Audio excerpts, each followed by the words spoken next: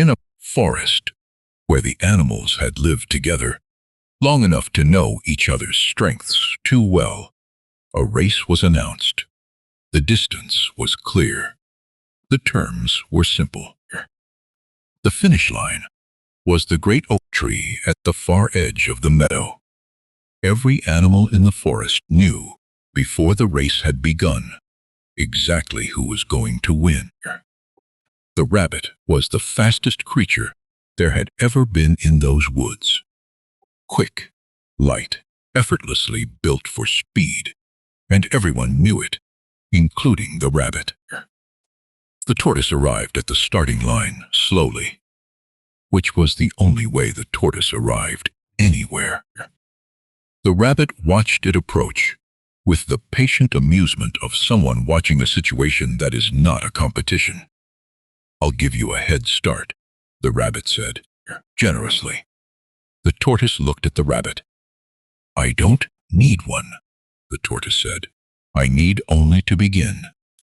The race began.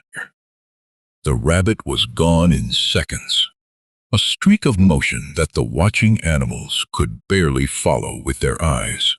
The tortoise began to move, slowly, deliberately, one step at a time, with the specific, unhurried concentration of something that has never confused movement with speed and has never confused speed with progress. Halfway along the course, the rabbit stopped. Not from exhaustion. The rabbit could have run 10 times the distance without tiring. It stopped because stopping felt like a reasonable thing to do when you were so far ahead that the other competitor was not even visible. It watched a butterfly. It found a patch of clover. It lay in the shade of a friendly tree and looked at the sky, because when you are certain you have already won, the race becomes simply a backdrop for other things. The tortoise did not stop. This is not a dramatic statement in the way that dramatic statements are usually made. It does not mean the tortoise was fighting exhaustion or overcoming obstacles. It simply means that the tortoise had decided to go to the oak tree, and was going to the oak tree, and was not consulting the rabbit's position, or the other animal's expectations, or any calculation about whether it could win in making that decision. It was going. Monkey. It kept going. The morning became midday. The light shifted in the forest the way it shifts when time has been passing without drama, gradually, without announcement. The tortoise had passed the clover patch. It had passed the shade of the friendly tree. It had passed the point where the rabbit was sleeping, though it had not noticed the rabbit specifically, because the tortoise was not watching the rabbit. The tortoise was watching the direction of the oak tree. The rabbit opened its eyes. The sun had moved, more than moved. It had traveled a significant portion of the sky, the way the sun does when you have been sleeping rather than tracking it. The rabbit sat up. It looked toward the finish line. It looked back along the course to where the tortoise should have been. It was not there.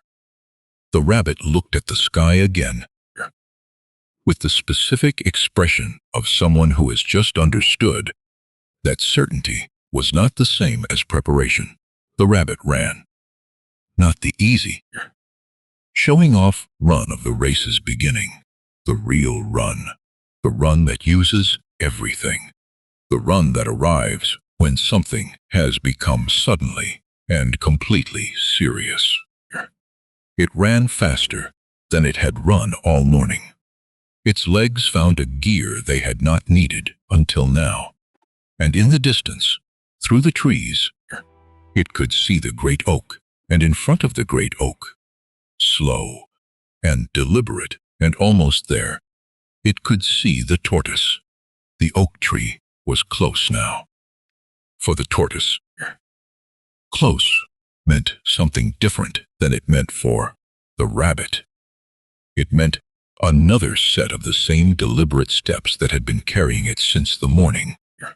No faster and no slower than any step before.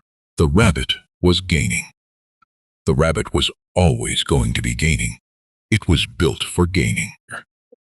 The only question was whether gaining had started early enough to matter. The tortoise crossed the finish line. One step, placed with the same deliberation as every step before it. No flourish, no acceleration. No awareness that this step was different from the 5,000 steps that had preceded it. Behind it, the rabbit arrived. Seconds later, genuinely close. Genuinely trying. And stopped at the oak tree with the specific breathing of something that has run as hard as it can and not run hard enough. The forest was quiet for a moment. Then the rabbit said something that none of the watching animals had expected. It said, "I was faster than you." The tortoise considered. "Yes, this." "Yes," the tortoise said. "You were faster than me the whole way. You simply weren't moving the whole way." And only one of those things was in the race. The forest carried the lesson forward in the way forests carry things, embedded in the memory of everything that had been there, passed quietly between creatures in the way important things are passed. The lesson was not that slow beats fast. Speed is real. The rabbit was faster. The lesson was this: your talent is not the same as your commitment. Your capability is not the same as your consistency. And the race is won not by the one who could have arrived first, but by the one who kept going until they did.